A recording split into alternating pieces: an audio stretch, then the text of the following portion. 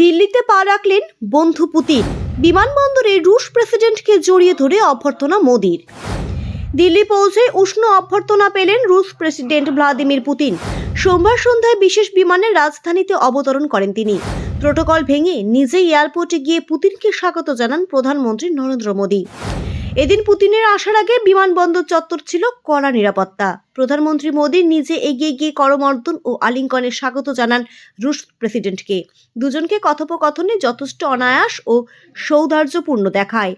তারপরেই একসঙ্গে সাদা গাড়িতে উঠে পড়েন দুই রাষ্ট্রনেতা। পুতিনের সরকারি কর্মসূচি শুরু হবে রাষ্ট্রীয় অভ্যর্থনার মাধ্যমে। এরপরে তিনি রাজাঘাটে গিয়ে মহাত্মা গান্ধীর স্মৃতিস্তম্ভে শ্রদ্ধা জানাবেন। ভারত সফরে বিদেশি রাষ্ট্রপ্রধানদের জন্য এটি প্রায় বাধ্যতামূলক কর্মসূচি হয়ে উঠেছে। এরপর হায়দ্রাবাদ হাউসে হবে 23তম ভারত রাশিয়া বার্ষিক শীর্ষ বৈঠক। সেখানেই অনুষ্ঠিত হবে দু দেশের প্রতিনিধি দলের দ্বিপাক্ষিক বৈঠক এবং কাজের মধ্যাহ্নভোজ। প্রতিরক্ষা, বাণিজ্য, ভূকৌশল সব ক্ষেত্রেই গুরুত্বপূর্ণ আলাপ আলোচনা হবে বলে সূত্রের খবর। রুশ সামরিক সরঞ্জামের বকেয়া সরবরাহ দ্রুত পাওয়ার বিষয়টি ভারত বৈঠকে জোরালোভাবে তুলতে পারে।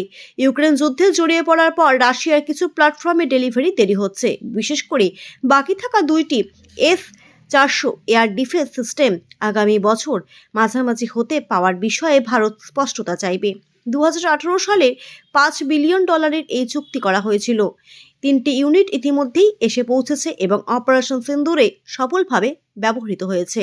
ক্রেমলিনের মুখপাত্র দিমিত্রি পেসকভ জানিয়েছেন, বৈঠকে ভারতের সম্ভাব্য আগ্রহের বিষয় Su-57 পঞ্চম প্রজন্মের যুদ্ধ বিমানের কথাও উঠতে পারে। পরবর্তী প্রজন্মের ফাইটার প্ল্যাটফর্ম নিয়ে ভারত বর্তমানে সম্ভাব্য বিকল্প খতিয়ে দেখছে। তালিকায় রয়েছে রাফাল, F-21, F/A-18 ও ইউরোফাইটার টাইফুনও। পুতিন ও মোদির বৈঠকের পাশাপাশি দুই দেশের প্রতিরক্ষা মন্ত্রী রাজনাথ সিং ও আন্দ্রে বেলোসোভও গুরুত্বপূর্ণ সামরিক প্রকল্প নিয়ে পৃথক বৈঠকে বসবেন।